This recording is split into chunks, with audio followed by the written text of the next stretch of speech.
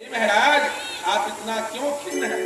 क्यों आप जैसे विरक्त संत इतना चिंता में पड़ जाएंगे तो संसारियों का क्या होगा?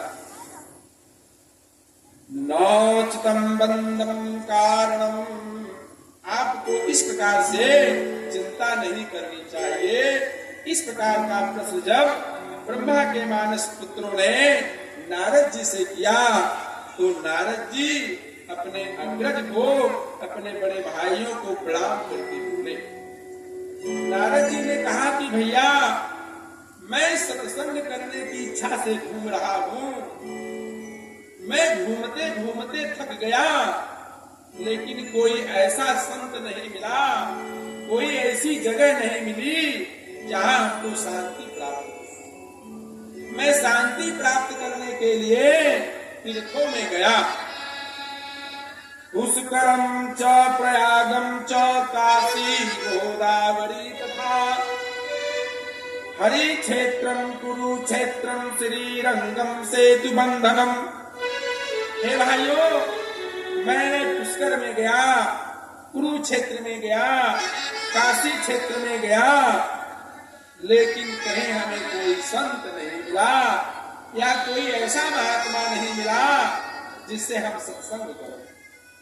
तीर्थों की दशा ये है कि जितने नारकीय हैं सब तीर्थ में जाकर के बैठ गए हैं, इसलिए तीर्थों का अस्तित्व समाप्त हो गया।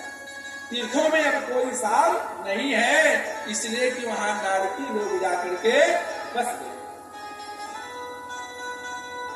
जब समस्त भूमंडल में मेरे चित्त को शांति नहीं मिली तो मैंने विचार किया कि अब संत महात्माओं के पास चलें।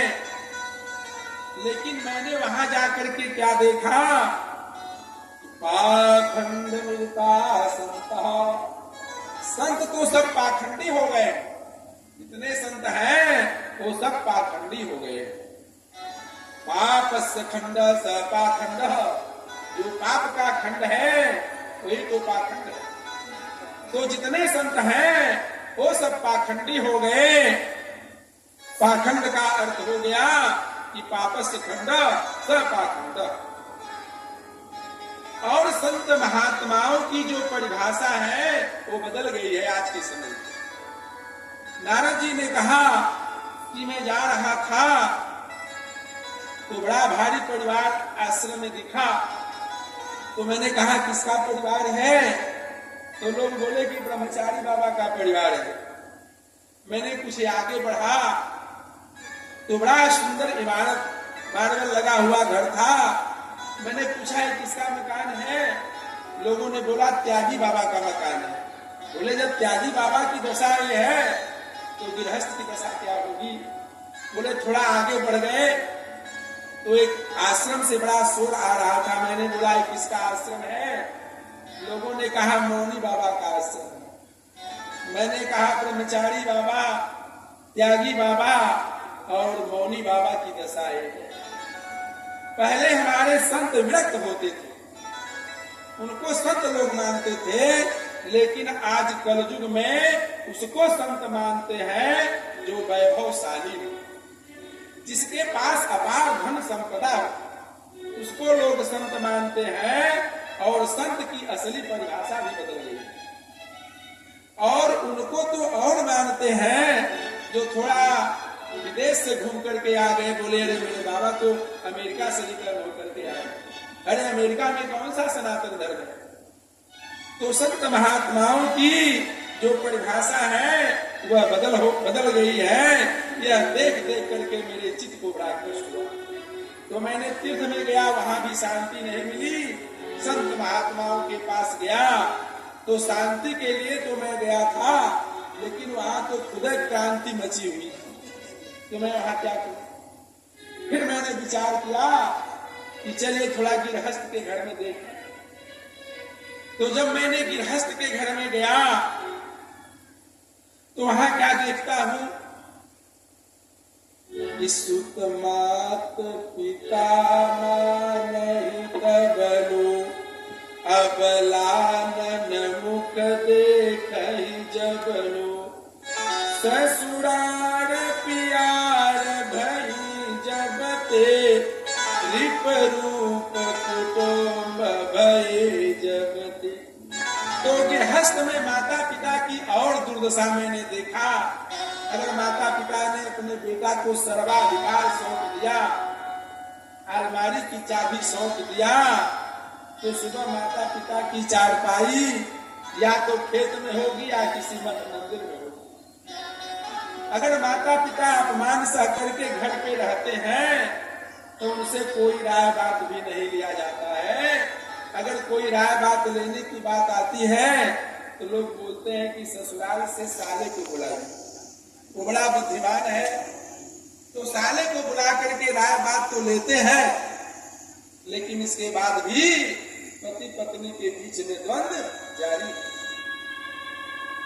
नारद जी ने कहा कि आजकल संबंध पैसे से होते हैं, लड़के और लड़कियों का क्रय और विक्रय होता है। आदमी कितना सज्जन है, सर्व स्वभाव का है, उसके आचार विचार उत्तम है, लेकिन अगर पैसा नहीं है तो उससे कोई संबंध करने वाला नहीं है। संबंध करेंगे किससे?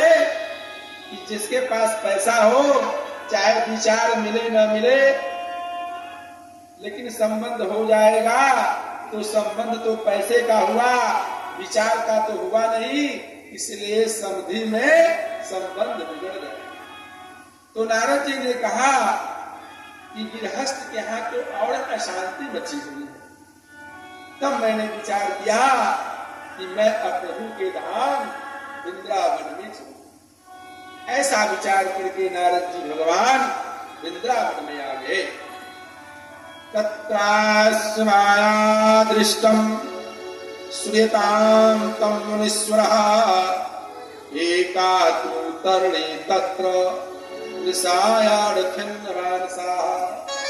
तो जब नारद जी भगवान वृंदावन में आए तो उन्होंने वहां देखा कि एक ज्योति है और उसके सामने दो बुढ़े अचेत होकर के गिरे पड़े, और कुछ औरतें वहां, कोई बेना, कोई हवा कर रही है तो कोई पानी पिला रही है, और जो ज्योति है वो बहुत दुखी है।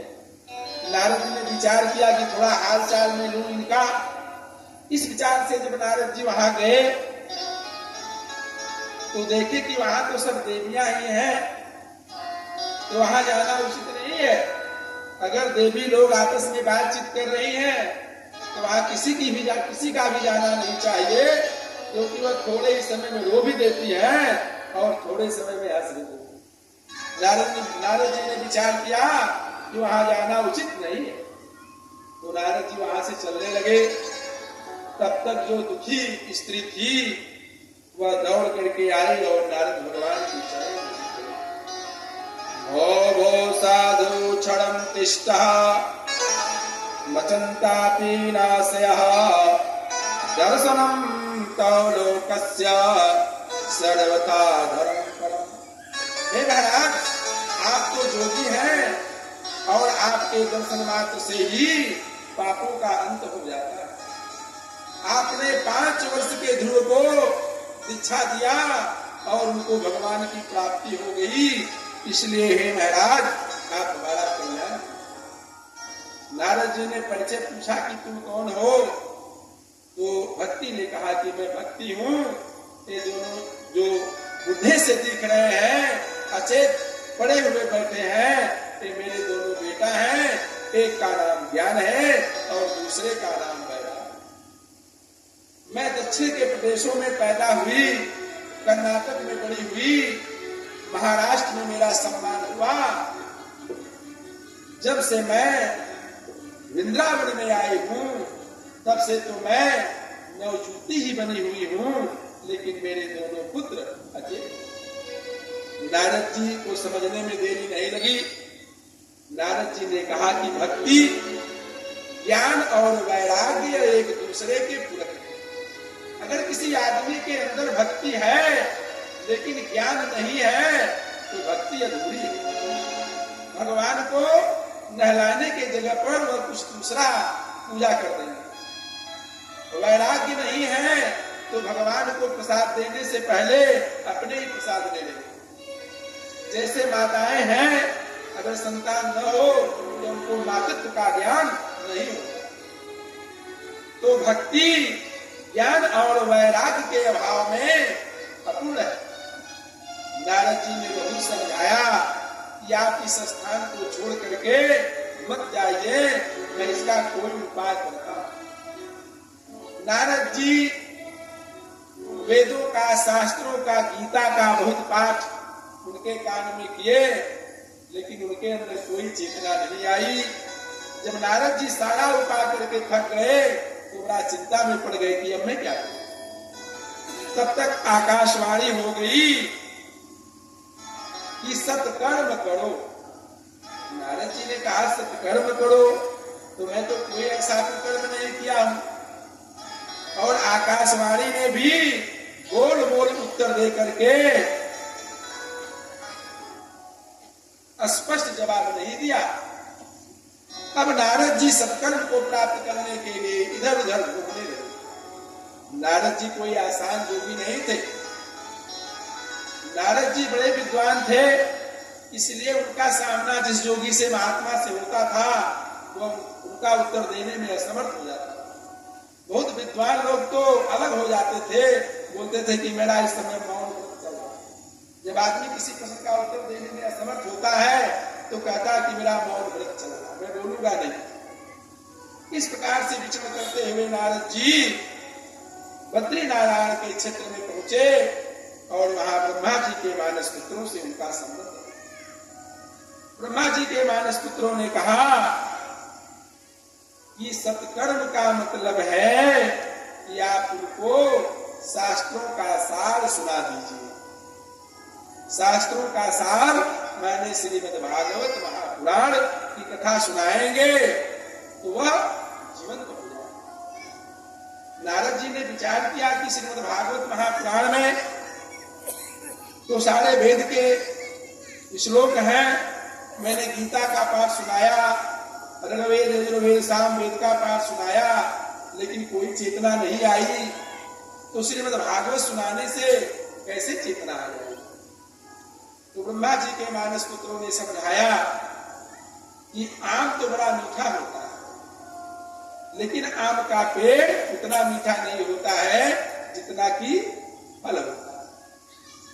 दूध से घी बनता है, घी से पूरी निकल जाएगी, लेकिन दूध से पूरी नहीं निकलेगी। तो श्रीमद् भागवत महापुराण जो है यह सारे वेदों का सार है।